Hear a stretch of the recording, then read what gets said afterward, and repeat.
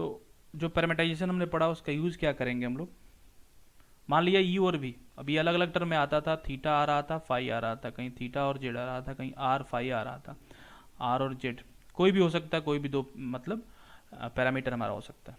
तो in general हम लोगों ने उसको यू और वी मान लिया, ठीक है ना। और ये दिस आर इज रिप्रेजेंटिंग, ठीक ना, all the points on the surface, क्योंकि आर में अब दो चीज़ें हैं। अगर एक को कांस्टेंट कर दो, यू को कांस्टेंट कर दिया, देन आर किस चीज़ को रिप्रेजेंट करेगा, कर्व को। या फिर इधर यू को कांस्टेंट कर दिया और वी को कांस्टेंट कर दिया, तो आर रिप्रेजेंट करेगा कर्व को। बोथ आर वेरिएबल, ठीक है ना, not not constant and v also not constant. तो आर रिप्रेजेंट कर रहा है किसको, सरफेस को रिप्रेजेंट कर रहा है। एंड बोथ आर कांस्टेंट, ठीक है ना, यहाँ पे दोनों कांस्टेंट नहीं है, एक में एक किसी को कांस्टेंट रखा गया है, बोथ आर कांस्टेंट। दोनों कांस्टेंट होगा तो कुछ हिलेगा ही नहीं, मतलब वो एक पॉइंट को रिप्रेजेंट करेगा। तो बस बताने के लिए कहीं पूछते तो ये याद रहना चाहिए। दोनों के दोनों पैरामीटर्स अगर कांस्टेंट हो जाएं तो किस चीज़ को रिप्रेजेंट करते हैं, वो एक पॉइंट को रिप्रेजेंट करते हैं।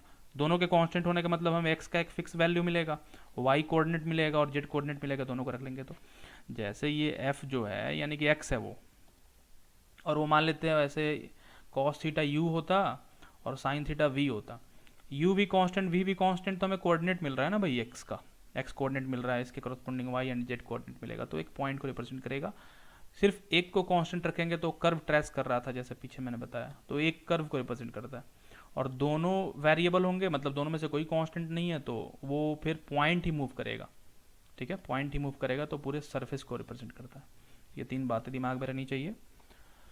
चलो ठीक है, तो ये फॉर्मूला होता है किसका, एरिया का। फॉर्मूला ऐसे ही नहीं बताऊंगा, आगे बता रहा हूँ मैं कैसे आया है फॉर्मूला। चलो ठीक है, तो u और v, मान लो ये कोई यू वी प्लेन हो गया, इससे कुछ खास लेना देना नहीं है, बट है तो इसको मैं बता देता हूँ यहाँ पे, ठीक है। u और v प्लेन हो गया। अभी अभी जो बता रहा था उसको थोड़ी देर के लिए दिमाग से हटा दो, मैं उस पर आता हूँ, कर्व पे। सरफेस हमारा ये है, ठीक है। u और v छोड़ दो, r और थीटा मान लो। लेट यहाँ पे एक वेरिएबल है हमारे पास थीटा, यहाँ पे एक वेरिएबल है r, ठीक है ना। और इस आर थीटा प्लेन में कोई भी कोऑर्डिनेट जो है r और थीटा के टर्म में रिप्रेजेंट हो रहा है, ठीक है ना, आर और थीटा के टर्म में रिप्रेजेंट हो रहा है। अगर हम लोग थीटा को चेंज करेंगे तो इधर थोड़ा सा चेंज होगा, तो let this be d theta, और आर में चेंज करेंगे तो ऊपर डी आर। तो ये छोटा सा जो सेक्शन बन रहा है इसका एरिया क्या कहलाएगा, D R d theta. Confuse नहीं होंगे, यहाँ पे मैं पोलर और कार्टेशियन का खेल नहीं बता रहा। जैसे पीछे हमने जो पोलर कोऑर्डिनेट वाला फंडा जो पढ़ा है, वाई एंड एक्स, इसमें किसी भी पॉइंट के साथ जो हम लोग पोजीशन वेक्टर लेते थे इसको हम लोग आर मानते थे, यहाँ एंगल थीटा होता था। देन एक्स कोऑर्डिनेट एक्स आ जाता था इसका आर कॉस थीटा, और वाई आ जाता था r sine theta, that's y x और वाई। इसको हम लोग आर कॉस थीटा और आर साइन थीटा में रिप्रेजेंट करते थे। This is completely different thing, ये अभी भी कार्टेशियन ही है। हम लोग यहाँ पे कंप्लीट ये दो डिफरेंट वेरिएबल्स के बारे में बात कर रहे हैं। तो in the plane of r and theta different हो गया एकदम ये, इसको इसको पोलर और कुछ नाम देने की आवश्यकता नहीं है। ये आर थीटा प्लेन है, this is r theta plane, जो हमारे पैरामीटर्स है उनका प्लेन है। तो उनके प्लेन में जो एरिया आएगा, छोटा सा एरिया, इन्फाइनेटिस्मली स्मॉल एरिया और इन्फाइनेटिस्मल एरिया, वो डी आर डी थीटा होगा। इस केस में डी आर डी थीटा नहीं होता था, क्योंकि ये तो प्लेन तो अभी कार्टेशियन ही था एक तरह से समझ लो, तो या फिर पोलर बोल दो अगर आर थीटा में कन्वर्ट कर रहे हो उसको। तो इसमें एरिया हम लोग जो डी ए लिखते थे उसको हम लोग लिखते थे डी एक्स डी वाई, या फिर लिखते थे आर डी थीटा लिखते थे, ठीक है ना। डी एक्स डी वाई को आर डी थीटा, यहाँ पे सिर्फ आ रहा है डी आर डी थीटा, इनका कोई रिलेशन नहीं है, इनको कनेक्ट नहीं करेंगे नहीं तो कन्फ्यूजन हो जाएगा आपको। मैं बात कर रहा हूँ यहाँ आर थीटा प्लेन में, this is completely different thing, और ये अलग चीज़ हो गया, उसको हटा देते हैं। तो ऐसे यू भी प्लेन है हमारे पास, तो इन्फाइनेटिस्मली स्मॉल एरिया जो होगा, थोड़ा सा बी में चेंज आया और यू में चेंज आया, उसके कोरस्पॉन्डिंग जो एरिया बनेगा d v and d u, ठीक है। सरफेस की बात करते हैं, ये तो समझ में आ गया आपको। तो इसकी बात थी, यहाँ पे हम लोग कर्व के बारे में बात कर रहे हैं, ठीक है ना। तो इसी कर्व में जो एरिया छोटा सा दिखाई पड़ रहा है delta sigma d u v, इसी का प्रोजेक्शन होगा यू वी प्लेन में, ये वाला एरिया जिसको हम लोगों ने डी ओ डी वी लिखा था। कहीं तो समझाने की बात थी, कहीं दिख जाए ऐसा तो कुछ कन्फ्यूज होने की आवश्यकता नहीं है। ये area d o d v नहीं कहलाएगा, जैसे समझेंगे इसको जरा। यहाँ पे दो कर्व है, तो दो कर्व है, तो एक कर्व में जो चेंज आया वो लेंथ लेना पड़ेगा, फिर दूसरे में लेना पड़ेगा। दूसरी बात, कर्व है ये, जैसे ये कोई कर्व है मान लो, और ये हमारा रेफरेंस पॉइंट हो गया ओरिजिन, और ये आर है हमारा पैरामीटर जो टी हम लोग लिया करते थे पहले, ठीक है ना, याद होगा आपको।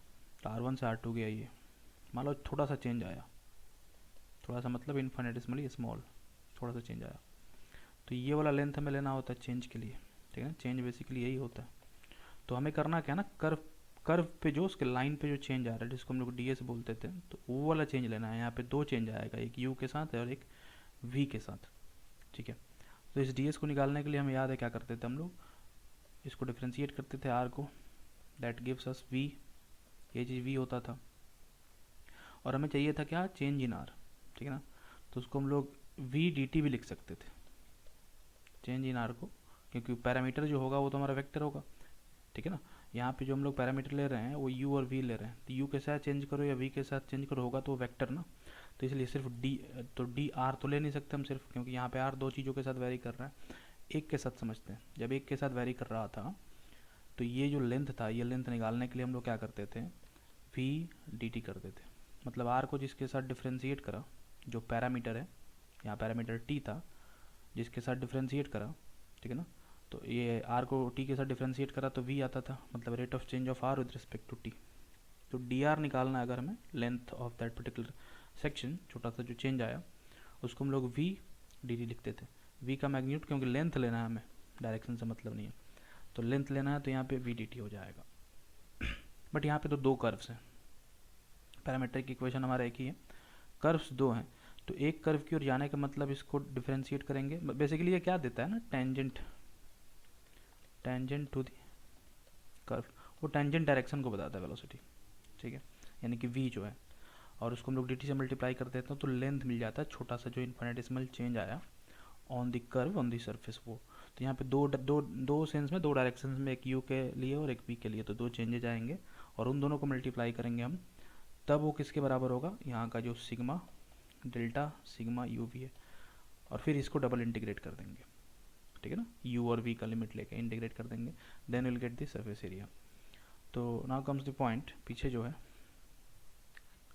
इसको दो पैरामीटर से u और v, तो पहले r को हमने u के साथ डिफ्रेंशिएट कर दिया, this is a vector, books में तो लिखता नहीं ऐसे एरो, इसलिए बोल्ड लेटर्स में लिखता है, इसलिए एरो दिखाई नहीं पड़ता इन जनरल बुक्स में, वेक्टर ये डिफ्रेंशिएट करा हमने किसके साथ, इसको u के साथ, पहले वाला आर यू निकला।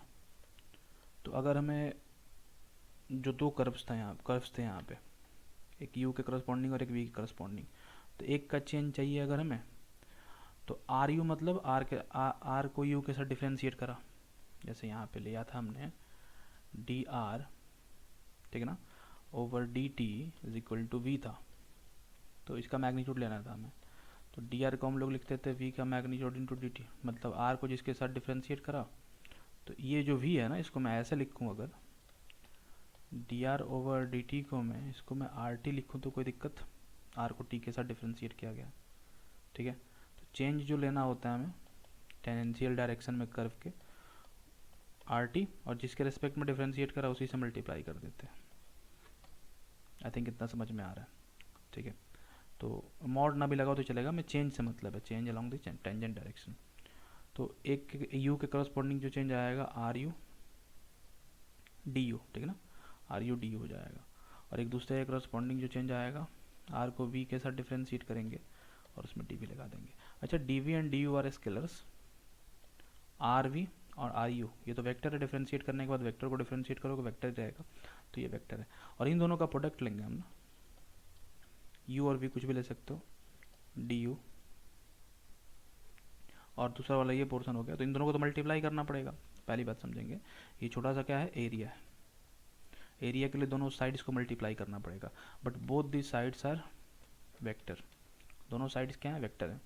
अब एक ये वेक्टर हो जाए, दूसरा ये वेक्टर हो जाए, तो अपने वेक्टर के प्रोडक्ट में भी पढ़ा होगा, एरिया ऑफ पैरेललोग्राम क्या होता है, एरिया जो होता है, एरिया इटसेल्फ वेक्टर क्वांटिटी होता है, और एरिया का डायरेक्शन जो होता है वो परपेंडिकुलर टू द सरफेस होता है, and this is vector a, this is vector b, then what we need to do, we just multiply, take product of a and b, तो ए और B का product लेना पड़ेगा, मतलब दोनों vectors का प्रोडक्ट। तो यहाँ पे वेक्टर सिर्फ आर यू नहीं है, आर यू डी यू पूरा का पूरा एक वेक्टर है, हमें छोटा सा लाइन लेना है, और यहाँ पे आर वी डी बी पूरा का पूरा एक वेक्टर है, तो दोनों का प्रोडक्ट लेना है। तो वेक्टर्स का प्रोडक्ट दो टाइप का होता है, डॉट प्रोडक्ट होता है, क्रॉस प्रोडक्ट होता है, समझेंगे बात।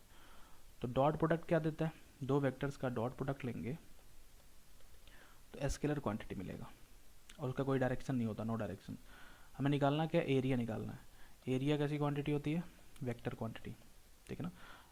एरिया का डायरेक्शन किधर होता है, normal to the surface, normal to the face और सरफेस, तो ना बाहर का जो सरफेस होता है आउटवर्ड डायरेक्शन में, नॉर्मल टू दी सरफेस। तो फिर ऑब्वियसली दिखाई पड़ रहा है कि एक वेक्टर साइड का हो गया, दूसरा वेक्टर साइड का हो गया, तो इसके नॉर्मल एक वेक्टर चाहिए जो कि एरिया वेक्टर होगा। तो इसका प्रोडक्ट लेंगे तो क्रॉस प्रोडक्ट लेंगे। प्रोडक्ट लेने पे तो ये इसका मैग्नीट्यूड भी मिल जाएगा, मतलब एक साइड इंटू साइड, तो साइड ये स्क्वायर हो जाएगा, मतलब बीच का एरिया आ जाएगा। और डायरेक्शन मिल जाएगा, तो डायरेक्शन के लिए उसका क्रॉस प्रोडक्ट लेना पड़ेगा। That's why we take cross product r v d v, ठीक है। तो ये चीज़ जो हुआ ना, ये हमारा एरिया हुआ, और इसी को हमने क्या कर देना होगा, इंटीग्रेट कर देना होगा जो भी डोमेन दे रखा हो। डोमेन तो हमें देखा एक्स और वाई का वैल्यू देगा, लेकिन एक्स और वाई का value as we know, x itself u और वी का फंक्शन है, वाई भी इट सेल्फ यू और वी का फंक्शन है। तो एक्स और वाई का जो लिमिट देगा उससे हम लोग क्या निकाल लेंगे, यू और वी का लिमिट निकाल लेंगे, ठीक है ना। एंड देन इसको इंटीग्रेट कर देंगे u1 से u2 तक, एंड सिमिलरली v1 से v2 तक।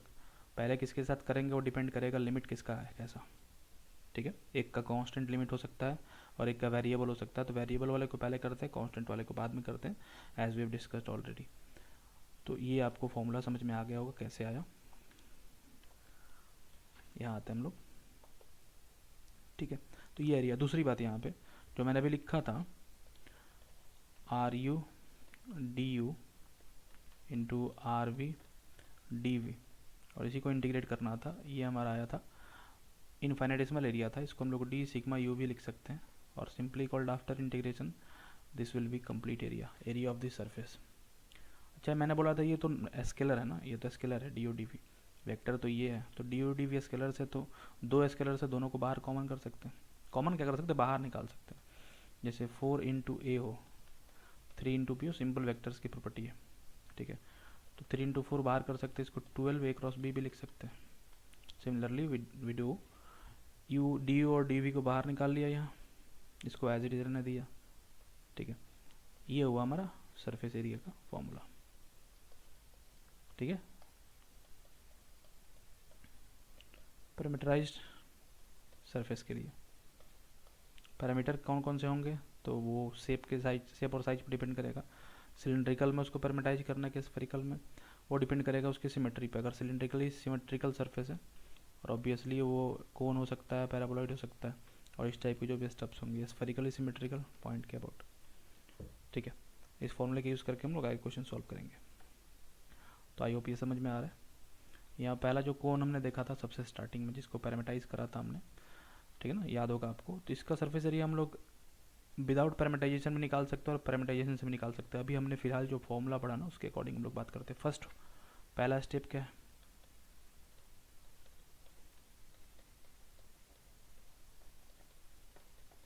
पैरामीटराइज्ड इक्वेशन, पैरामीटराइज्ड इक्वेशन निकालो।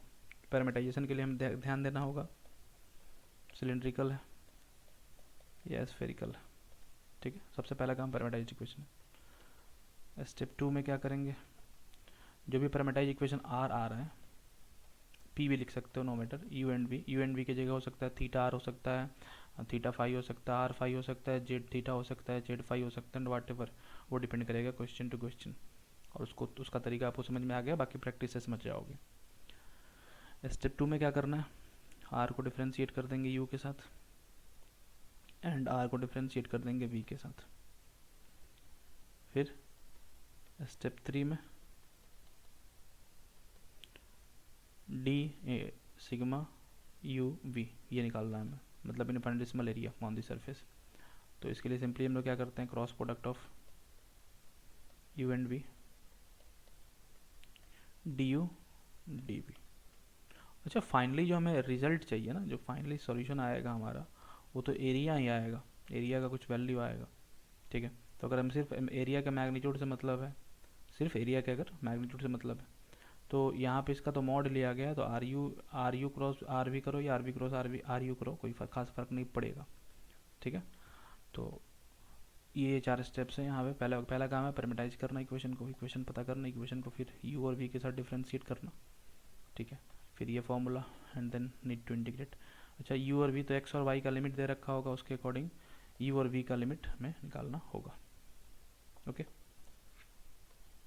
तीन चीज़ों को पैरामीटराइज करना होता है। पैरामीटराइज इक्वेशन जो होता है हमारा, यहाँ पे यू और वी कौन कौन से आ रहे हैं, जैसे पीछे हमने देखा था तो एक्स को हमने रिप्रेजेंट करा था किससे, आर कॉस थीटा से। आर यहाँ होता है, यहाँ बीच में, ठीक है। पैरामीटराइज इक्वेशन में जो हम लोग आर लिख रहे हैं और ये वाला जो आर है, दोनों डिफरेंट चीज़ें, ठीक है ना। ये आर जो है, ये आर वेक्टर है, ये पैरामीटराइज इक्वेशन जो होता है वो ओरिजिन से सरफेस के किसी भी पॉइंट का एक पोजीशन वेक्टर होता है। ओरिजिन से मतलब position vector of point on the surface होता है। अब दोनों दोनों आर अगर कन्फ्यूजन हो रहा है तो मैंने पीछे भी ये चीज़ रिपीट करा था, पैरामीटराइज इक्वेशन को पी लिख दिया करो, ठीक है ना, वो ज़्यादा सही होगा। तो पी से उसको हम लोग रिप्रेजेंट करेंगे, उसमें एक्स का टर्म होगा, वाई का टर्म होगा और जेड का टर्म होगा। पी का ही प्रोजेक्शन जो है, ठीक है ना, पी का प्रोजेक्शन जो है किस प्लेन में, एक्स वाई प्लेन में, that is r. Projection of p in x y plane is r, ठीक है। तो ये समझ में आ रहा है। एक्स के जगह हमने लिखना है आर कॉस थीटा, वाई के जगह लिखना है हमें आर साइन थीटा, और जेड तो जेड ही होगा। जेड तो सीधा ये हाइट ही है इसका, तो जेड कोऑर्डिनेट ही होगा। But in this particular case z का रिलेशन दे रखा है, z is equal to cone के लिए under root x square plus y square. X का वैल्यू पुट करा, वाई का वैल्यू पुट करा, पीछे मैंने बताया था इसको। तो जेड बराबर आ गया आर के, तो आर के बराबर आ गया तो जेड भी आर का फंक्शन हो गया। X and y r theta दोनों का फंक्शन है, जेड भी आर थीटा दोनों का फंक्शन कंसिडर कर लो। मेरे पास पैरामीटर दो आ रहे हैं, कौन कौन से, आर एंड थीटा। अब यहाँ थीटा का टर्म नहीं दिखाई पड़ रहा, लेट थीटा के टर्म के साथ कोफिशिएंट जीरो है, ऐसा मान सकते हो, ठीक है। तो ये चीज़ है, तो हमारे पास दो पैरामीटर्स आ रहे हैं, आर और theta. Then we need limit of r and theta.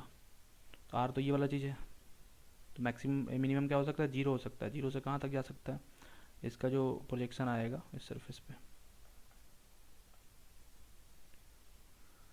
तो एकदम छोटा सा सर्किल हो सकता है, या उससे बड़ा, फिर उससे बड़ा, फिर उससे बड़ा, फिर उससे बड़ा, मैक्सिमम सर्किल हो सकता है जिसका रेडियस कितना हो। जेड यहाँ पे 1 है तो मतलब आर भी क्या होगा, मैक्सिमम 1 होगा। ये और ऊपर जाता कौन, तो इसका प्रोजेक्शन वाला जो सर्कल बनता है और बड़ा होता है, मतलब आर की लिमिट इंक्रीज कर जाती, ठीक है।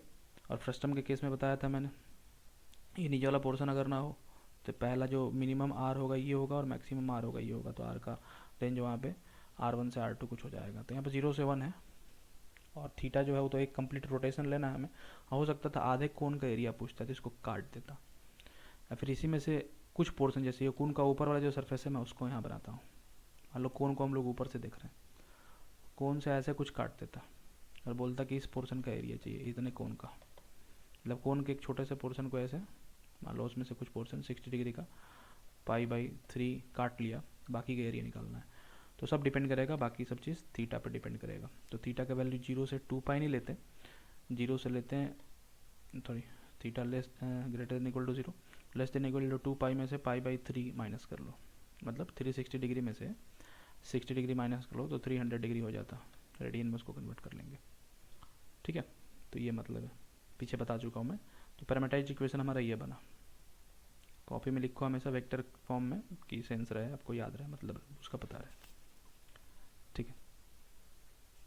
इस आर में और इस आर में डिफरेंस है, ये दोनों, ये आर कौन सा आर है, ये ठीक है ना, डोमेन प्लेन में, ये दिमाग में रखेंगे। तो इसको जब भी सिलिंड्रिकल या स्फेरिकल में रहो तो इसको पी लिखो पैरामीटराइज्ड इक्वेशन को, तो और बेटर है, ठीक है ना। खुद नहीं तो खुद कन्फ्यूज हो जाओगे, ठीक है।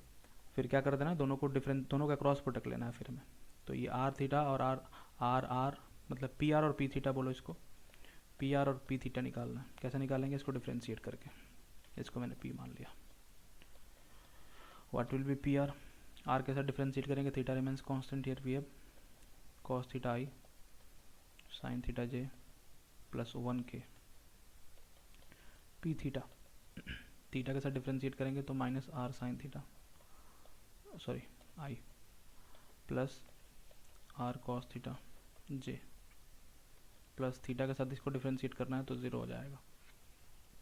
यहाँ पे 2 टर्म आ रहे हैं या 3 टर्म आ रहे हैं, क्रॉस प्रोडक्ट निकालना, डिटर्मिनेंट में इनको फिट करके क्रॉस प्रोडक्ट आप निकाल सकते हो, ठीक है।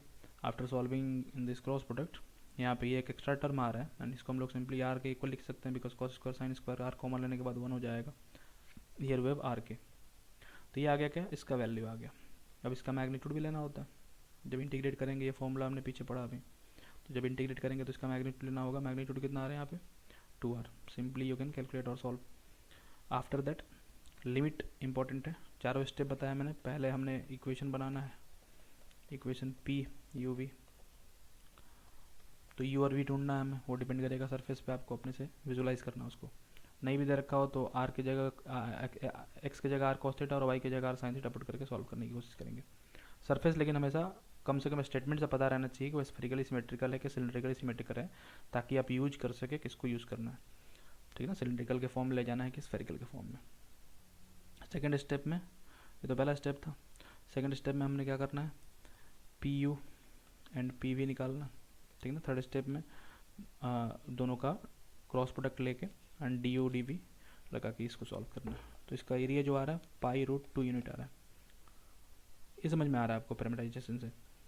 वन, ठीक है, ये सरफेस एरिया हम लोग बिना पैरामीटराइजेशन के भी निकाल सकते हैं, जैसा हमने पीछे पढ़ा था सरफेस एरिया का जो फॉर्मूला बताया था मैंने, gradient of F. Implicitly function को मेंशन करके भी काम कर सकते हैं। ठीक है, ये वाला मेथड आपको समझ में आया है। आगे और एग्जाम्पल बताता हूँ इस पर, पिछले वाले से पहले रिलेट करके सेटिस्फैक्शन दे दो पहले, that is important, d x t y. ठीक, आर वगैरह से कुछ मतलब नहीं है फिलहाल, फंक्शन हमारा दे रखा है। इसको इम्प्लिसिटली मेंशन करने का मतलब क्या हो गया, x square plus y square minus z कर लो, this is our function f x y and z x y z का एक फंक्शन बन गया, ये पूरा का पूरा चीज़। तो इसको बेसिकली हमने जीरो के बराबर करा, तो ये क्या हुआ, z x square plus y square minus x under root x square plus y square minus z is equal to zero. तो ये हमारा फंक्शन हो गया जो कि जीरो के इक्वल ये करते थे। यहाँ पर जेड की डिग्री 1 है, 2 भी रहेगा तो भी सॉल्व होगा, बट पहले 1 के साथ देखते हैं जो अपने पीछे क्वेश्चन सॉल्व करा था उसके अकॉर्डिंग। तो ये हमारा फंक्शन हुआ, इसके ग्रेडियंट लेंगे। सबसे पहला काम है we need gradient of this particular function. इसको डिफ्रेंशिएट करेंगे पहले, लेट मी डू इट। तो एक्स स्क्वायर वाई स्क्वायर वाले टर्म को एक्स के साथ डिफ्रेंशिएट करा, आई लगा दिया। जेड वाले को क्यों नहीं करा, क्योंकि जेड का डिफ्रेंशिएशन एक्स के साथ जीरो हो जाता। यहाँ दोनों को साथ इसलिए रखा है क्योंकि ये दोनों साथ ही हैं, तो एक्स के साथ डिफ्रेंशिएबल है ये। उसमें इसमें वाई को कांस्टेंट मान लेंगे, और इसको जब डिफ्रेंशिएट करेंगे हम लोग वाई के साथ तो एक्स को कांस्टेंट मान लेंगे, और प्लस जेड का डिफ्रेंशिएशन जेड के साथ, दैट इज -1 देयर, -1 था तो ये -1 के हो जाएगा, ये ऐसे डिफ्रेंशिएट हो गया। हियर वी हैव जे, इसको डिफ्रेंशिएट करेंगे पहले पावर रूल, तो पावर इसका एक कम हो जाएगा sorry excuse me, x square plus y square ये रहा, एंड हाँ चलो तो ये ठीक है, पावर एक कम हो जाएगा तो 1/2 विल बी देयर।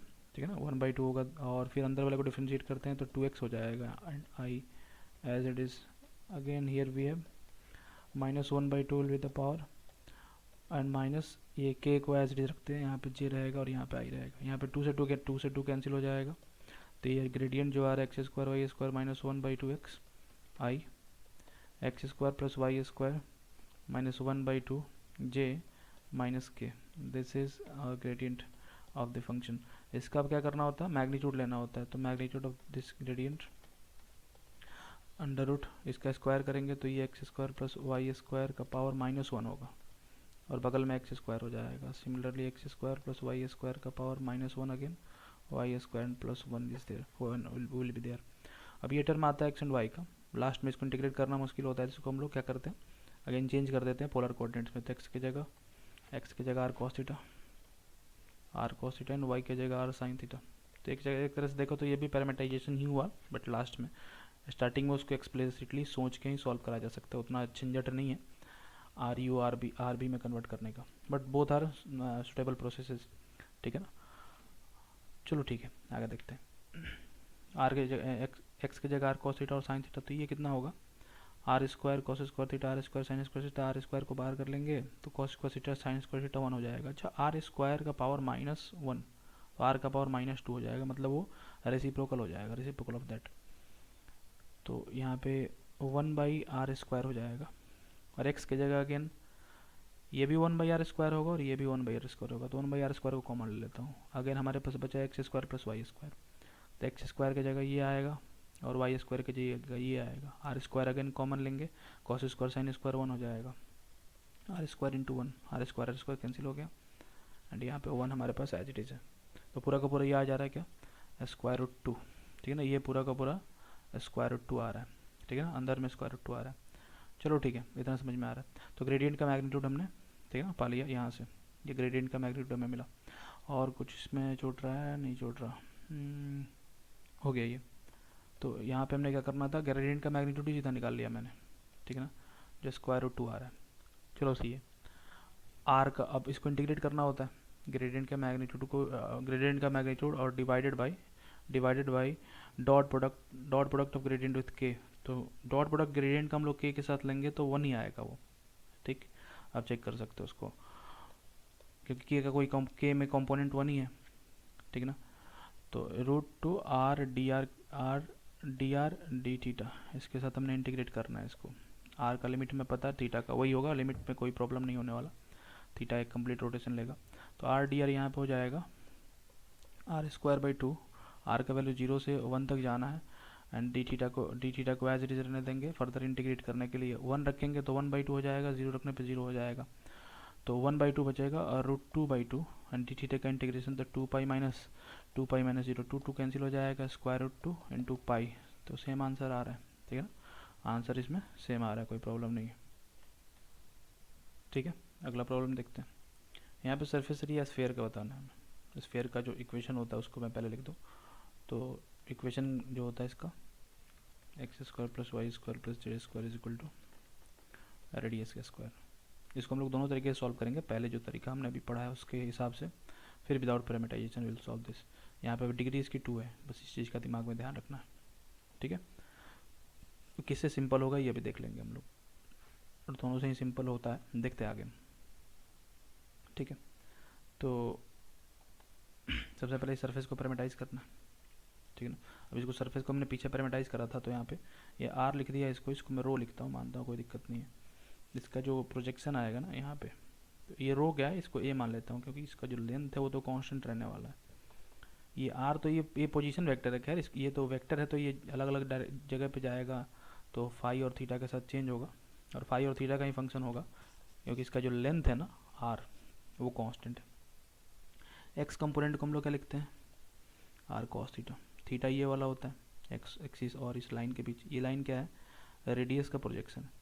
तो रेडियस का प्रोजेक्शन, तो फिर ये आर, रेडियस अगर ए है तो रेडियस का प्रोजेक्शन क्या होगा, ए साइन फाई होगा। तो आर की जगह यहाँ पे ए साइन फाई होगा, तो एक्स की जगह हम लोग पुट करते हैं क्या, a sine phi cos theta. Similarly y की जगह a sine phi sine theta, and Z की जगह रेडियस ए है, कॉस फाई हो जाएगा यहाँ पे, तो ए कॉस फाई पुट कर दिया। ए कांस्टेंट है, तो ये एक्स वाई जेड तीनों किसके फंक्शन हो गए हैं, थीटा एंड फाई के। तो यहाँ पे पैरामीटाइजेशन जो हुआ इसका पी मान लो इसको, थीटा और फाई का पैरामीटाइजेशन हो गया, पोजीशन वेक्टर थीटा और फाई के टर्म में लिखा जाएगा किसी भी पॉइंट का ऑन दिस सरफेस। चलो ठीक है, थीटा भी 0 से 2 पाई होगा, कंप्लीट रोटेशन इधर करेगा हर पर्टिकुलर कर्व के लिए, और वर्टिकल जो कर्व होगा उसके लिए भी फाई भी किसी भी डायरेक्शन में 0 से 2 पाई तक रोटेट करेगा। उसके बाद पहला काम क्या है, इसको डिफ्रेंशिएट करना, आर को थीटा के रेस्पेक्ट में डिफ्रेंशिएट करना। तो आर को थीटा के रेस्पेक्ट में डिफ्रेंशिएट करेंगे तो यहाँ पे आ जाएगा ये -a sine phi sine theta, cos का साइन होता है। इसको डिफ्रेंशिएट करेंगे a sine phi cos theta, plus last वाले में थीटा का टर्म नहीं है तो 0 हो जाएगा वो। सिमिलरली डिफ्रेंशिएट कर लेंगे इसको हम फाई के साथ, ठीक है। उसके साथ डिफ्रेंशिएट करने पे ये तीनों टर्म्स आएंगे जैसा दिखाई पड़ रहा है, ठीक है। क्रॉस प्रोडक्ट फिर लेंगे उसका, अब समझ में आ रहा है, इसको बार बार लिखता नहीं मैंने, इसलिए यहाँ पे स्क्रीनशॉट ही डाल दिया उसका मैंने। तो ठीक है, समझ में आ रहा है आपको। इसका क्रॉस प्रोडक्ट लेंगे, वो लेने आता है आपको, ठीक। क्रॉस प्रोडक्ट लेने के बाद मैग्नीट्यूड निकालेंगे, आएगा ए स्क्वायर साइन फाई, गुड। तो इसका मैग्नीट्यूड आएगा ए स्क्वायर साइन फाई। फर्दर हमें क्या करना होता है, इसके साथ इंटीग्रेट करना होता है, a square sine phi is variable, a square को हम लोग बाहर कर लेंगे, here we have sine phi, and उसको इंटीग्रेट करना होगा, ठीक है। तो इंटीग्रेट करते टाइम हम लोग क्या लिखते हैं, यहाँ पर डी यू डी वी लिखते हैं। तो यू तो ये है, वी ये है, तो d u d v, and need to integrate phi के साथ पहले तो 0 से 2 पाई लेना है। अच्छा ये चीज़ पता है, साइन फाई का इंटीग्रेशन 0 से 2 पाई तक 0 हो जाता है, ठीक है, 0 हो जाता है। अब पहले ही 0 हो जा रहा है, ये तो ख़त्म ही हो जाएगा। अगर वैसे भी ख़त्म हो जाएगा, कैसे भी करो, अगर थीटा के साथ ही पहले इंटीग्रेट करो डी थीटा और डी फाई, तो थीटा के साथ इंटीग्रेट करेंगे तो इसको कांस्टेंट कंसीडर करेंगे, ठीक है ना। तो ओवरऑल इसको इंटीग्रेट करेंगे डी थीटा डी फाई। चल लिमिट है, सॉरी लिमिट यहाँ पे फाई का जो है 0 से पाई तक जा रहा है, मैंने गड़बड़ कर दिया। फाई जो है फाई ये जाएगा 0 से पाई तक। करना क्या है, सरफेस स्फेयर है पूरा ना, तो हमें इसके आधे पोर्शन का एरिया निकालना है पहले, ओनली जो एक्स के मतलब एक्स और वाई एक्सिस के ऊपर है, और उसको डबल कर देंगे तो एरिया आएगा। ठीक है ना, क्योंकि ये दोनों साइड मेंशनड है सरफेस, पॉइंट के बोर्ड सिमेट्री है। ठीक, ऐसे डायरेक्ट एरिया 4 पाई r² बचपन में ही पढ़ा था आपने, बट ये प्रोसेस समझना जरूरी है वो। और सिंपल यहाँ पे सरफेसेस हम लोग सिंपल ले रहे हैं सिर्फ ये फॉर्मूला समझने के लिए, बाकी कोई भी आर्बिट्ररी कर्व का इक्वेशन दे देगा उसके लिए सॉल्व करना पड़ेगा, बट फर्स्ट टाइम विजुलाइज करने के लिए हम लोग सिंपल सरफेसेस, सिलेंडर, कोन, पैराबोलॉइड और स्फीयर ये सब कंसिडर कर रहे हैं हम लोग, ताकि चीज़ों को रिलेट कर सकें आप। ठीक है, तो यहाँ पे आधे सरफेस के लिए करना पड़ेगा, तो कंप्लीट 2 पाई नहीं लेंगे, सॉरी फॉर दैट, इसको 0 से पाई लेंगे आधे सरफेस के लिए। ठीक है ना, तो फाई का वैल्यू 0 से पाई हो जाएगा, और थीटा तो एक्स वाई प्लेन में, और एक्स वाई प्लेन में तो सारे पॉइंट्स को लेना है, तो हर एक छोटा सा सर्किल जो होगा, circular curve on the sphere, वो पूरा 2 पाई तक रोटेट करेगा। ठीक है ना, तो ये लिमिट में थोड़ा सा प्रॉब्लम हो रहा था। और यहाँ पे sine phi and d phi d theta, यहाँ पे 0 से पाई जाना है, और इसको 0 से 2 पाई तक ले जाना है। साइन फाई का हो जाएगा माइनस कॉस फाई, और कॉस फाई, कॉस पाई पे -1 होता है, और -0 का भी 1 हो जाता है, एंड डी थीटा, तो ये -2 हो जाएगा। एरिया से मतलब है इसके हमें a² बाहर रहेगा एज इट इज़। ठीक है ना, a² बाहर रहेगा, और डी थीटा को भी इंटीग्रेट करेंगे तो आ जाएगा 2 पाई, तो ये आ रहा है 2 पाई a², आधे एरिया, आधा का एरिया डबल कर देंगे तो 4 पाई a²। ठीक है ना, तो 4 पाई a² is radius, 4 pi r² भी the surface area of this particular sphere. One more thing है, इसको हम लोग उस तरीके से, यानी कि विदाउट पैरामीटराइजेशन इसको चेक करके देखते हैं, इसको सॉल्व करने की कोशिश करते हैं। पीछे कौन वाला हो गया था, ठीक है, तो उसमें फॉर्मूला हमने क्या लेना था, पहले तो यहाँ पे एक फंक्शन चूज़ करना होगा, तो इसका इक्वेशन जो होता है x² y² z² is equal to a²। यहाँ पे इधर इसको फंक्शन मान लो x y z which is equal to constant, तो ये इम्प्लिसिट फंक्शन हो गया। ठीक है ना, इस पूरे को फंक्शन मान लिया जो पूरे सरफेस को रिप्रेजेंट करेगा x and y and z. या फिर ऐसे भी कर सकते हो, अगर सिर्फ जेड के टर्म में लेना है तो you can write it as z is equal to a² minus x² minus y² square root, तो z minus under root a² minus x² minus y² is equal to 0। तो ये भी एक फंक्शन हो गया, इम्प्लिसिट फंक्शन।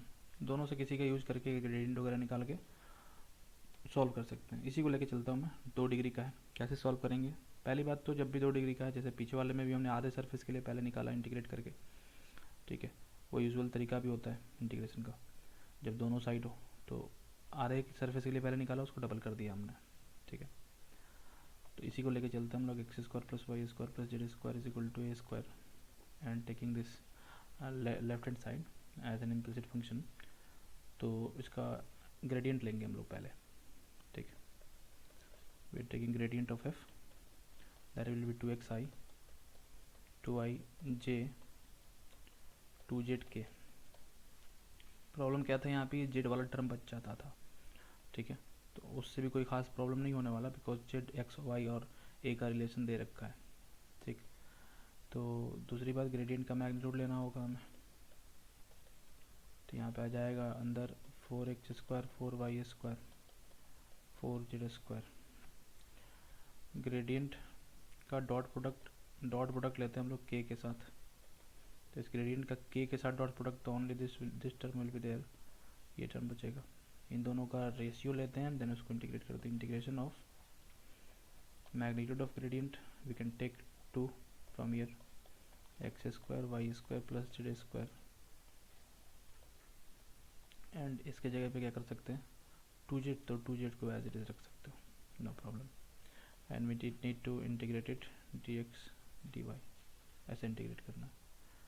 ठीक है, तो इसको इंटीग्रेट करना फर्दर। अब यहाँ पे क्या करेंगे, इसको इंटीग्रेट करने के लिए ये कोई भी वेरिएबल लिया, कोई भी आर्बिट्ररी पॉइंट ले लिया हमने, x² y² z²।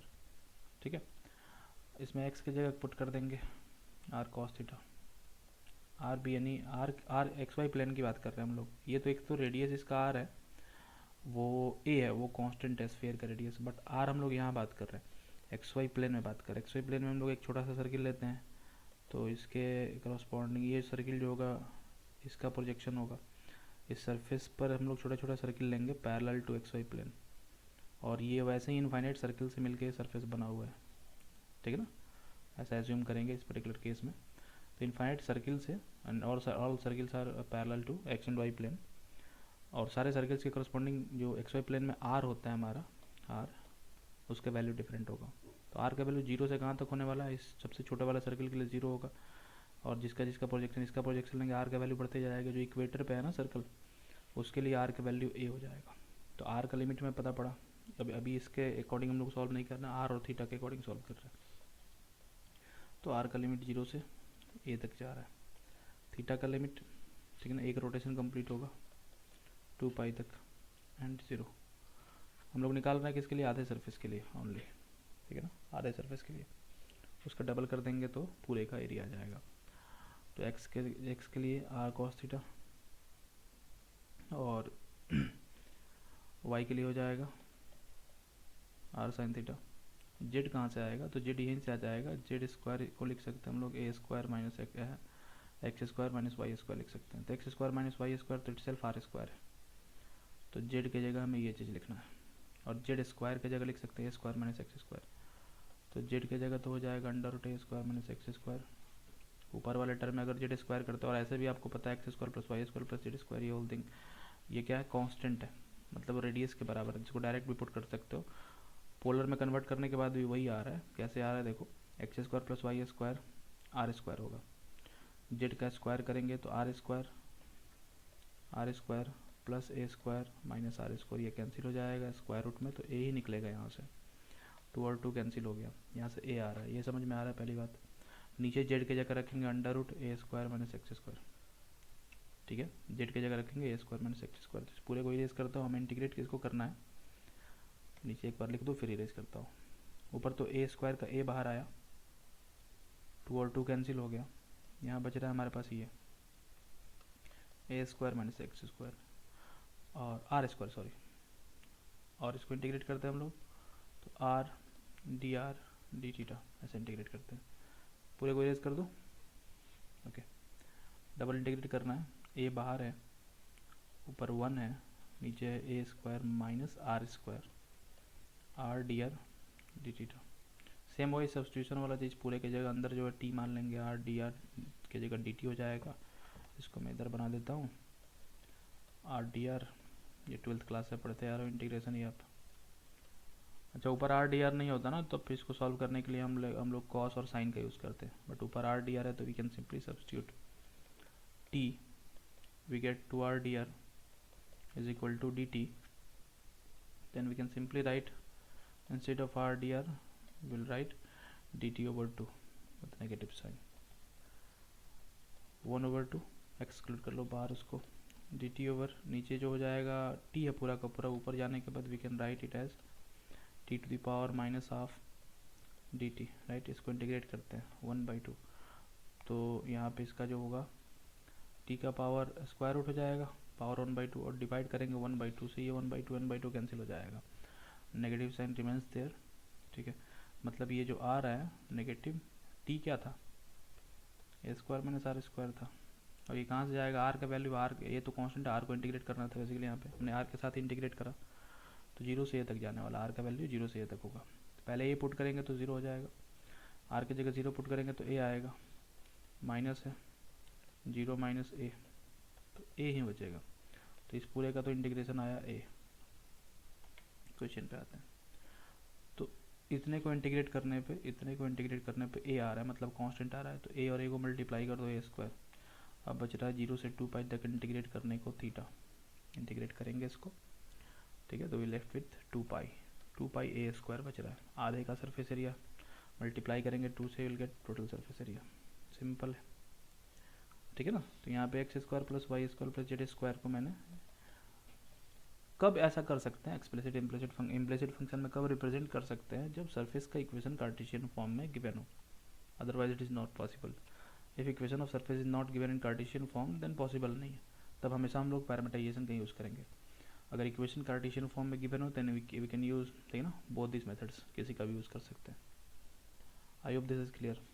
तो इस वाले से तो बनाया, आप चाहो तो ऐसे भी लेके इसको देख सकते हो, जो मैंने बताया था, minus x square minus y square is equal to 0, and now this is our implicit function z minus square root of a square minus x square minus y square.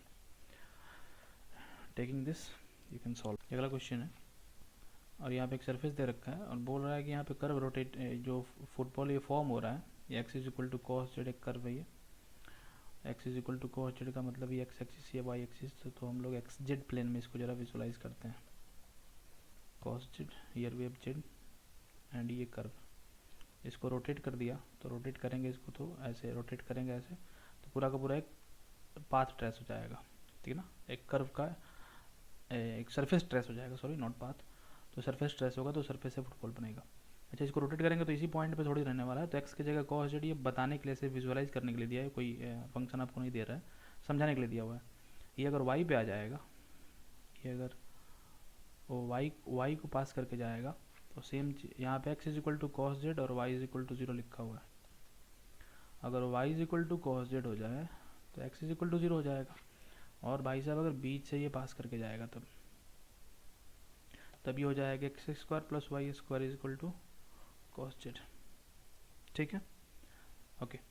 ये सरफेस दिखाई कैसे पड़ रहा है, मैंने बताया था दो टाइप के सिमेट्रीज दिखाई पड़ेंगे, सिलेंड्रिकल सिमेट्री और एक spherical symmetry. This surface is, ठीक है, स्फीयर जो था ना पीछे, इसको भी हमने सिलेंड्रिकल सिमेट्री लेके कंसीडर करके बनाया था ऐसे पोलर कोऑर्डिनेट्स में। तो कैसे भी किसी को कर सकते हो, आपको बस लिखना आना चाहिए पैरामीटराइज इक्वेशन, जो टिक कर जाए दिमाग में उसे कर लो। स्फेरिकल तो खैर इसका किसी हाल में नहीं हो सकता, सिलेंड्रिकल है, ठीक है। तो यहाँ पे दो कर्व्स में दिखाई पड़ रहा है, एक तो ये जो रेड वाला कर्व है उससे ये सरफेस ट्रेस हुआ है, समझेंगे ध्यान से बात। तो हमारे पास एक सर्कल है, ये कोई सर्कल हो गया, और ये इन्फाइनाइट मैनी सर्कल से मिलकर बना हुआ है, ऐसे ऐसे एक्स वाई प्लेन के पैरेलल इन्फाइनाइट सर्कल से मिलकर ये पूरा सरफेस बना हुआ है, वैसे भी समझ सकते हैं इसको, ठीक है। इस सर्कल का रेडियस जो है that is x square plus y square होता है, और वो बराबर है किसके, कॉस जेड के, ठीक है ना, कॉस जेड के बराबर, मतलब ये जो आर हम लोग लिया करते हैं वो कॉस जेड के बराबर है। हमें अब इसको पैरामीटराइज करना है, एक्स की जगह हम लोग लिखते हैं आर कॉस थीटा, वाई की जगह लिखते हैं हम लोग आर साइन थीटा, और जेड कोऑर्डिनेट की बात करनी है, ठीक है ना। तो अब ये जो रेडियस इसका जेड कैसे निकालेंगे उसको समझते हैं ज़रा। ये जो रेडियस है वही जेड, वही यहाँ पे तो जेड है, और रेडियस जो है आर बराबर है किसके, कॉस जेड के। तो अब सिलेंड्रिकल लेते हैं हम लोग, तो जेड कोऑर्डिनेट को जेड ही लिखा करते हैं, जेड कोऑर्डिनेट का लिखा करते हैं हम लोग, सिलेंड्रिकल सिमेट्री होगी तो जेड ही लिखा करते हैं, आर थीटा और जेड में, ठीक है ना, किसी भी पॉइंट को रिप्रेजेंट करते हैं, बट पैरामीटर्स तो हमें दो ही लेने हैं, तो होगा भी दो पे इंडिपेंडेंट होगा। कैसे होगा, आर क्या है, सिर्फ इटसेल्फ कॉस जेड है, आर इटसेल्फ कॉस जेड है, तो आर की जगह हम लोग लिखेंगे कॉस जेड कॉस थीटा, यहाँ भी आएगा कॉस जेड साइन थीटा, और जेड को एज इट इज जेड ही रहने देंगे। तो यहाँ पे दो वेरिएबल आ रहा है, एक थीटा और एक जेड, तो पैरामीटराइज्ड इक्वेशन जो बनेगा हमारा दैट विल बी, ठीक है, function of theta and z और z and theta whatever you want to write, ठीक है।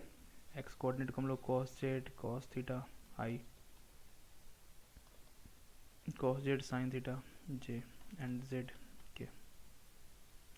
इसको क्या करते हैं, पहले स्टेप में थीटा के रिस्पेक्ट में डिफ्रेंशिएट करेंगे, दूसरे स्टेप में जेड के रिस्पेक्ट में डिफ्रेंशिएट करेंगे। तो थीटा के रिस्पेक्ट में here we have minus sine theta cos z, theta के रिस्पेक्ट में तो कॉस जेड रह जाएगा आई, यहाँ पे हो जाएगा कॉस जेड कॉस थीटा जे, और यहाँ पे ये टर्म जीरो हो जाएगा प्लस जीरो के। इसको अब हम लोग डिफ्रेंशिएट करते हैं जेड के रिस्पेक्ट में, तो जेड के रिस्पेक्ट में ये minus sine z cos theta i, ठीक है, ठीक है। यहाँ भी कॉस जेड ही है तो ये भी माइनस हो जाएगा साइन जेड साइन थीटा जे, और यहाँ पे जेड के रिस्पेक्ट में 1 हो जाएगा। अब करना क्या है, दो एरिया निकालने के लिए मैग्नीट्यूड लेते हैं हम लोग किसका, पी थीटा का क्रॉस प्रोडक्ट लेते हैं पी जेड के साथ, और पी जेड का क्रॉस प्रोडक्ट पी थीटा के साथ, यहाँ पे लिखते हैं हम लोग डी थीटा डी जेड आगे पीछे करके जिसके साथ इंटीग्रेट करना हो, तो इन दोनों का पहले क्रॉस प्रोडक्ट आप निकालेंगे and then we need to integrate in order to find its answer और सरफेस एरिया, ठीक है। अब यहाँ पे कर लोगे आप उसका डिटर्मिनेंट निकाल कर एंड सॉल्व करोगे, वही आंसर होगा, कोई इसमें एक्स्ट्रा सोचने वाली बात नहीं है।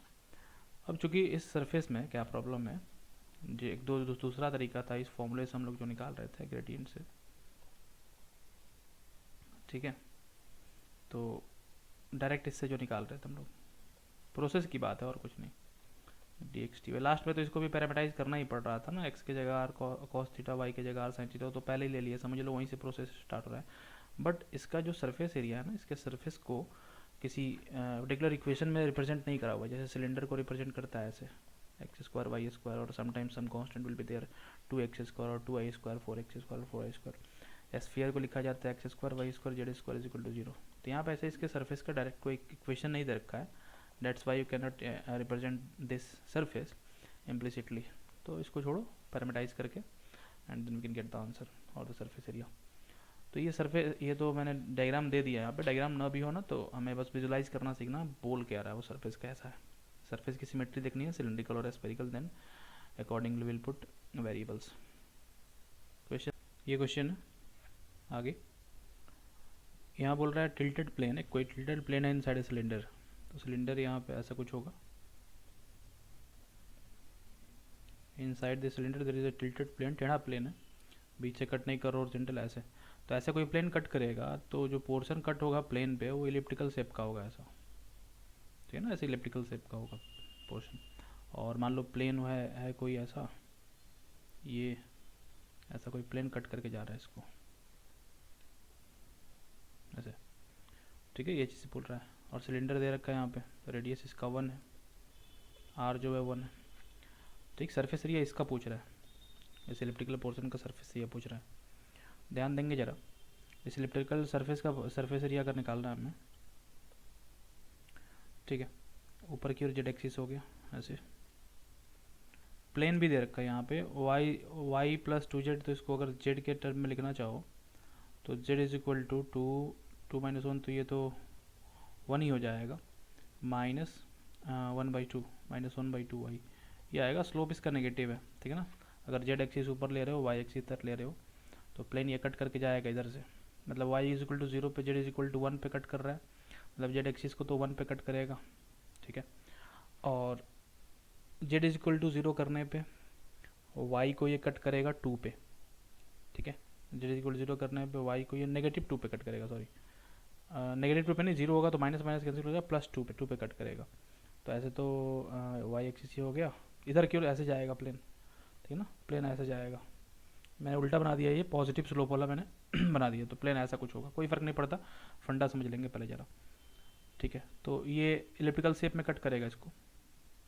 तो ये जो सरफेस दिखाई पड़ रहा है ऊपर का गोल वाला इलिप्टिकल शेप जो होगा उसका, इसका सरफेस एरिया हमें निकालना है। तो पहले तो उसको पैरामीटाइज करना होगा, ठीक है। तो पैरामीटाइज कैसे करेंगे उसको समझते हैं ज़रा। ऊपर से उसका प्रोजेक्शन जो होगा नीचे सर्कल बनेगा। तो यहाँ पे इस प्लेन में देखें, अगर अगेन इसको मैं बनाता हूँ ऐसे, ऐसे इलिप्टिकल शेप का है कुछ, ठीक है।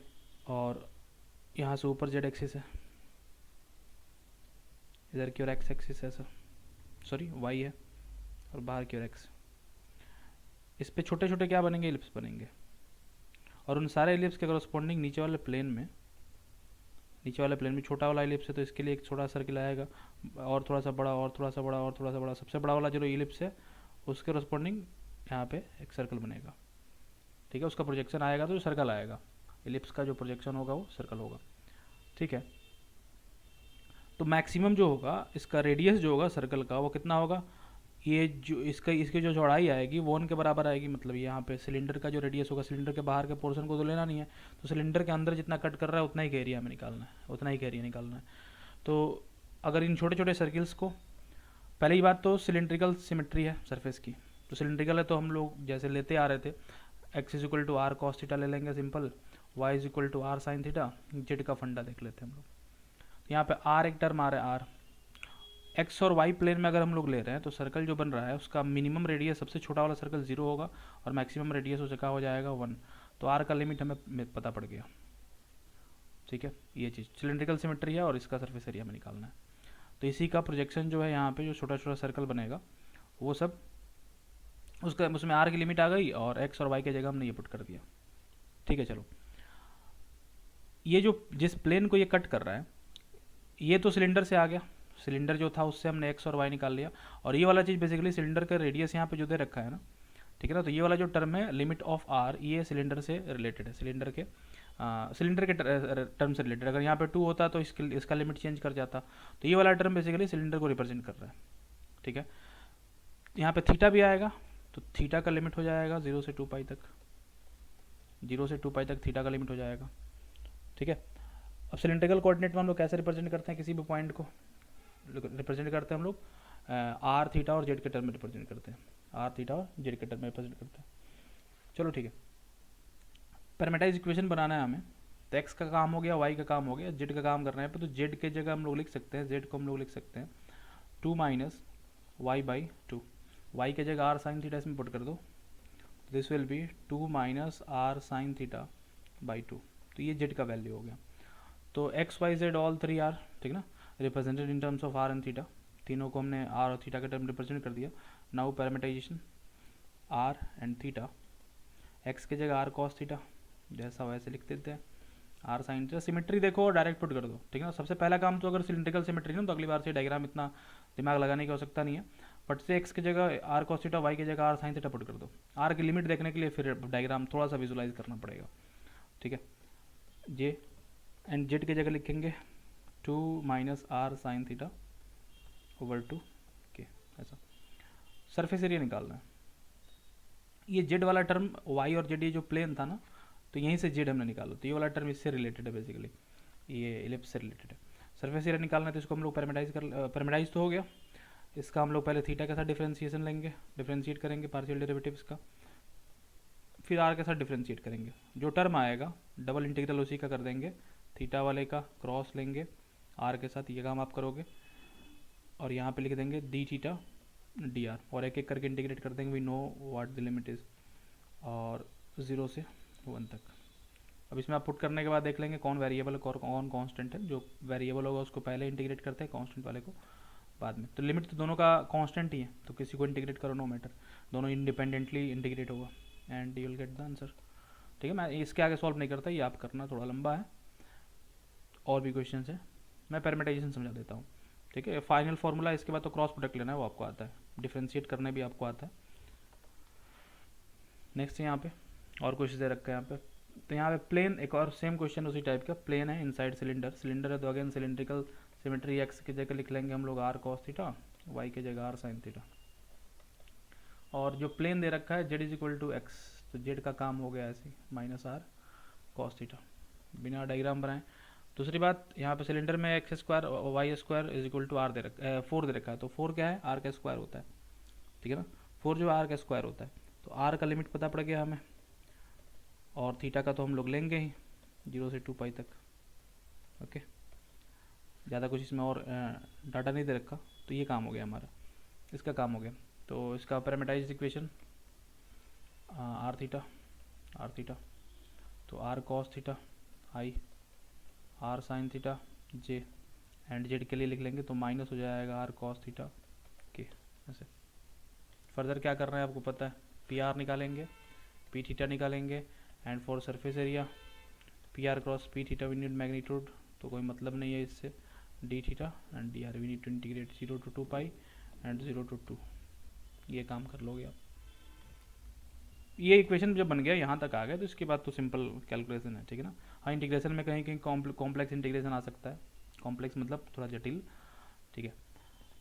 कॉम्प्लेक्स इंटीग्रेशन जब लोग कॉम्प्लेक्स एनालिसिस पढ़ेंगे तब पढ़ेंगे उसके बारे में, बाकी जो अब बेसिक इंटीग्रेशन का इसमें यूज होता है, कॉम्प्लेक्स नंबर से कुछ लेना देना नहीं है।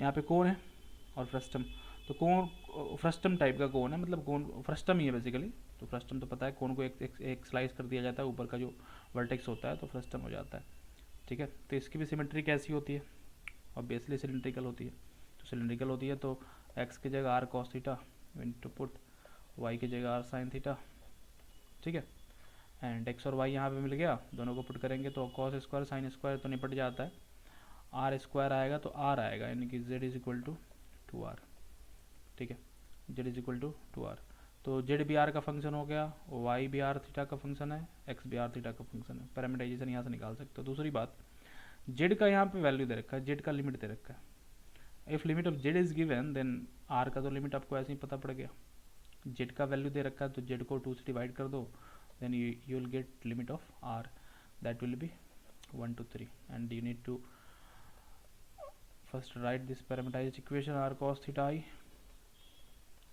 समझ में आ गया इतना, 2r k ऐसा, and then you need to differentiate one by one, दोनों डिफ्रेंशिएट करेंगे और इंटीग्रेशन में यहाँ पे लिमिट लगा देंगे।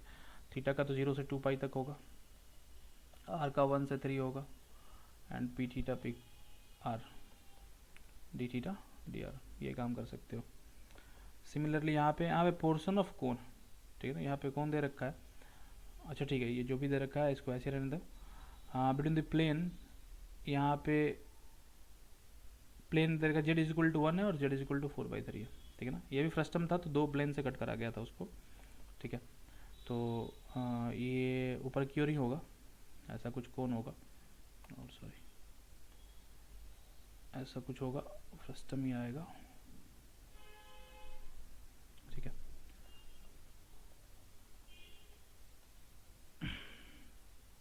Z is equal to 1, z is equal to 4/3, तो यहाँ मान लो ये जेड इज इक्वल टू 4/3 पे कट करा गया इसको, 4/3 जेड, और ये जेड इज इक्वल टू 1, ठीक है, और ये 4/3 ऊपर, इसको कट करा गया, ठीक है, समझ आ रहा है। चलो, जेड का वैल्यू यहाँ पे दे रखा है, तो सिलिंड्रिकल सिमेट्री आ गया नेक्स्ट की जगह आर कॉस थीटा, ठीक। आर वेरिएबल है ना, आर तो यहाँ पे छोटा है, जैसे जैसे ऊपर जा रहा है वैसे वैसे बढ़ेगा आर, तो आर तो वेरिएबल है, पिछले वाले दोनों में भी वेरिएबल था। आर का लिमिट यहाँ से निकाल, पहले यहाँ पे काम करते हैं जेड का आर के साथ रिलेशन कैसा है। तो एक्स की जगह ये रखेंगे, वाई की जगह लिखेंगे हम लोग आर साइन थीटा, एंड यहाँ पे मिलेगा क्या, बाहर r/3 आता है, तो z is equal to r/3, then r is equal to 3z। If you note z, z जानते हैं हम, तो r का लिमिट मिला यहाँ पे 3 से 4 तक, r का लिमिट, सब काम खत्म हो गया।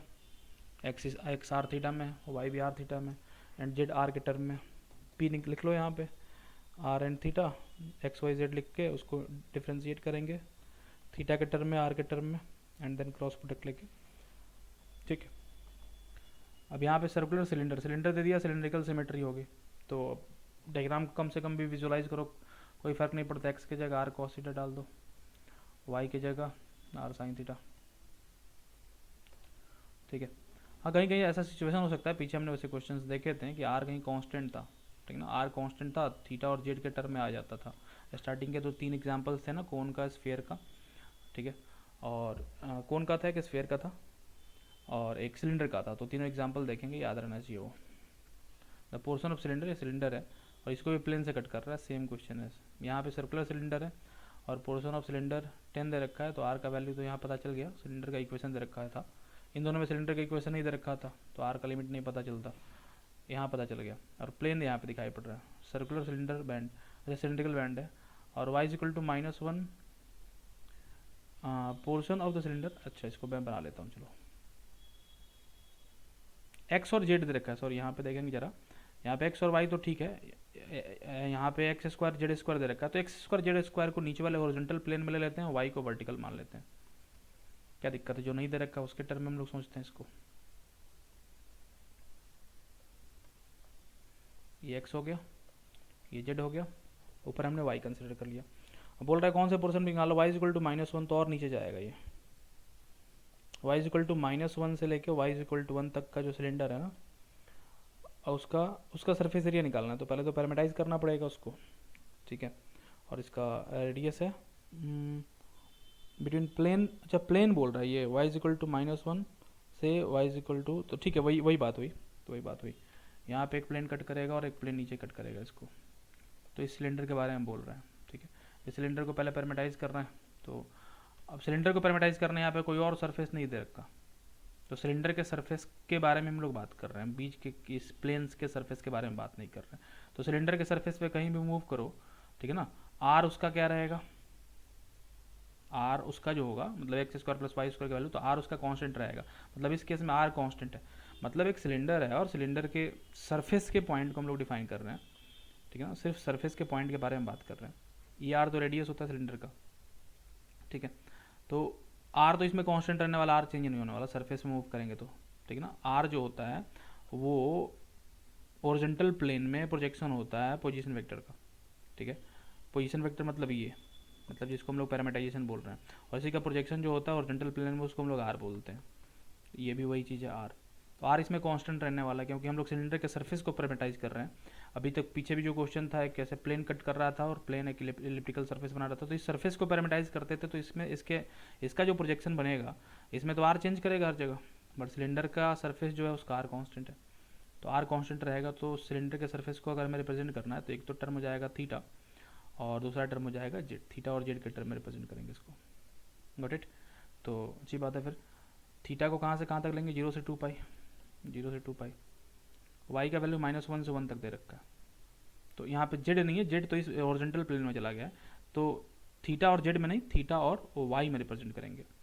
ध्यान से समझेंगे जरा, यहाँ पे एक्स स्क्वायर वाई स्क्वायर है, ठीक है ना। फिर से इसको मैं समझा दूँ जरा, एक्स स्क्वायर वाई स्क्वायर है तो यहाँ पे हॉरिजॉन्टल प्लेन में एक्स और वाई कोऑर्डिनेट है, यहाँ वाई एक्सिस है, और वर्टिकल जेड जो यूजुअली होता है, जो हमारे दिमाग में इमेज बना रहता है, यहाँ पे उल्टा कर दिया ना, तो जेड को हम लोग यहाँ ले लेते हैं और वाई को ऊपर कर लेते हैं। तो इसके किसी भी पॉइंट को रिप्रेजेंट करना है तो हम लोग आर थीटा जेड के टर्म में रिप्रेजेंट करते हैं। आर तो कांस्टेंट रहेगा, आर ये चीज़ है, कहीं से भी देखो तो इसका डिस्टेंस, ठीक है, इसके पॉइंट का प्रोजेक्शन हॉरिजॉन्टल प्लेन में, इसके सरफेस के किसी भी पॉइंट का, तो आर कांस्टेंट है। तो दो ही वेरिएबल्स होंगे, थीटा और जेड। तो जेड की जगह यहाँ पे वाई है, और वाई का वैल्यू -1 से 1 तक दे रखा है, -1 से 1 तक। अब दो वेरिएबल है, एक्स को भी उसी की टर्म में, वाई को भी उसी की टर्म में, एंड जेड को भी उसी की टर्म में।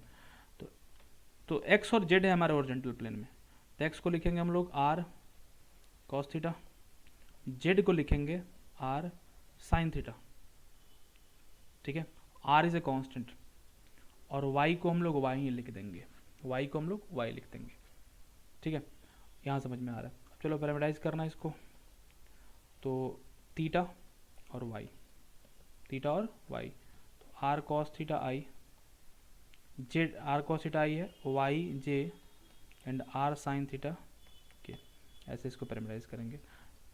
नेक्स्ट वाला जो दे रहा है, आगे का काम आपको पता है, ठीक है, आगे का काम आप कर सकते हो इसमें। नेक्स्ट जो दे रहा है इसमें, the cap cut from the paraboloid z is equal to, ये कोई पैराबोलॉइड है और नीचे की ओर ये पैराबोलॉइड, ये ऐसा कुछ पैराबोलॉइड होगा। मैक्सिमम इसका एक्स और वाई को 0 करने पे मैक्सिमम 2 आएगा, वर्टेक्स इसका Z2, ये कोई पैराबोलॉइड है ऐसे, ये y x z, this is 2, z is equal to x square y square, ये दे रखा है। तो the cap cut from the paraboloid is ना बाय द कोन। अच्छा ठीक है, ये पैराबोलॉइड है और इसमें एक कोन बनाता हूँ मैं, कोन ऐसा कुछ बनेगा। ये कोन तो बहुत ऊपर तक जाएगा, बट हमें इस कैप के बारे में बात करनी है। जो ऊपर वाला पोर्शन दिखाई पड़ रहा है ना, इसका सरफेस एरिया निकालना है हमें। लेट मी चेक, ये लो, ये ऊपर वाला जो कैप दिखाई पड़ रहा है, ये इसका सरफेस एरिया निकालना है, इतने को पैरामीटराइज करना है, ठीक है। चलो ठीक है, तो इसको फिर सिलिंड्रिकल सिमेट्री होगी और ऐसे ऐसे बहुत सारे सर्कल से मिलके बना होगा ये ऊपर वाला कैप। ऊपर वाला कैप को मैं सिर्फ इधर रिप्रेजेंट करता हूँ, ऐसे ऊपर वाला जो कैप है, तो ये बहुत सारे सर्कल से मिलके बना होगा ऐसा। इसके सरफेस के पॉइंट्स को हम लोग ऐसे रिप्रेजेंट करेंगे। इन सर्कल्स का प्रोजेक्शन जो होगा XY प्लेन में, सबसे ऊपर का जो छोटा सा सर्कल होगा वो छोटा सा यहाँ बनेगा डोमेन नहीं, XY प्लेन में, और थोड़ा सा बड़ा और थोड़ा सा बड़ा। सबसे बड़ा जो सर्कल बनेगा ना, इस कोन का जो अपर पार्ट है उसके रेडियस के बराबर होगा, ठीक है। सबसे ऊपर का पार्ट है उसके रेडियस के बराबर होगा। अच्छा, इसका रेडियस कितना होगा उस पर हम लोग आते हैं। तो सिलिंड्रिकल सिमेट्री है तो एक्स की जगह लिखेंगे हम लोग r cos theta, again y की जगह हो जाएगा आर साइन थीटा। आर का यहाँ लिमिट इंपॉर्टेंट है, तो आर तो मिनिमम 0 होगा, मैक्सिमम इसके रेडियस के बराबर होगा। ये दोनों कट कहाँ पे कर रहे हैं ना, ये जो कोन है और ऊपर जाएगा। अगर वहाँ पे सिलेंडर ना होता, सॉरी पैराबोलॉइड ना होता, तो ये कोन तो ऊपर जाता है ऐसे। तो ये जो कैप बन रहा है ना इसका येलो वाला, उसके बारे में तो हम लोग को ये रेडियस चाहिए, ये रेडियस चाहिए। मिनिमम तो इतने बड़ा सर्किल बनेगा और बढ़ते जाएगा बढ़ते जाएगा बढ़ते जाएगा मैक्सिमम इसके बराबर। तो दोनों कट कहाँ पे कर रहे हैं, दोनों का कट पॉइंट निकालना है हमें। तो जेड की जगह ये वाला चीज़ पुट करके हम लोग एक्स और वाई निकाल सकते हैं। एक्स स्क्वायर वाई स्क्वायर का ही वैल्यू हमें चाहिए बेसिकली, ठीक है। तो जेड की जगह इसमें ये वाला टर्म पुट कर देते हैं, तो ऐसे में जेड स्क्वायर हो जाएगा। ऐसा कर सकते हैं, जेड है तो जेड का वैल्यू यहाँ पे 2 है, चलो ठीक है। और कुछ इसमें और कोई क्लू नहीं है, चलो ठीक है, देखता हूँ मैं इसको यहाँ पे माइनस करके इसको आर कर लेता हूँ, ठीक। तो जेड को मैं लिख लेता हूँ 2 माइनस आर स्क्वायर, ठीक है। और यहाँ पे जेड जो है इटसेल्फ किसके बराबर है, आर के बराबर है। जेड जो है अपने आप में आर के बराबर है, तो यहाँ पे मैं आर लिखूँ is equal to 2 minus r square. तो यहाँ पे क्वाड्रेटिक बन रहा है, r square plus r minus 2 is equal to 0, ठीक है। तो यहाँ पे आर का जो वैल्यू आएगा, यहाँ पे 1 है, तो इसमें आर का जो वैल्यू आएगा, तो यहाँ से आर का जो वैल्यू आएगा एक बनेगा आर प्लस टू, और एक बनेगा r minus one is equal to zero. तो आर का एक वैल्यू आ रहा है वन, आर का वैल्यू आ रहा है माइनस टू, तो माइनस टू तो हो नहीं सकता आर का वैल्यू, तो वन वाला ही सही होगा क्योंकि आर नेगेटिव थोड़ी होगा। तो आर का वैल्यू लेंगे हम लोग वन से, जीरो से वन, ठीक है। तो आर का लिमिट मिल गया यहाँ पे, बचता क्या है जेड, तो जेड यहाँ पे आर के बराबर है, तो जेड इज इक्वल टू हम लोग लिख लेंगे आर। तो आर और थीटा में हम लोग काम कर सकते हैं, थीटा जीरो टू पाई होगा और आर जो होगा जीरो से वन तक होगा, एंड यू कैन इंटीग्रेट, ठीक है ना। तो पहले पैरामीटराइज इक्वेशन निकालना पड़ेगा आर इन थीटा के टर्म में, तो are cos theta I, same चीज़ बार बार रिपीट करना होगा, R sine theta J, and Z की जगह हो जाएगा आर के। आगे काम P theta and P R निकालना है इसको आर के साथ और थीटा के साथ डिफ्रेंशिएट करके, ठीक है। 50 बार भी कर चुके हैं इसको डिफ्रेंशिएट, पीछे कर सकते हो आगे फिर।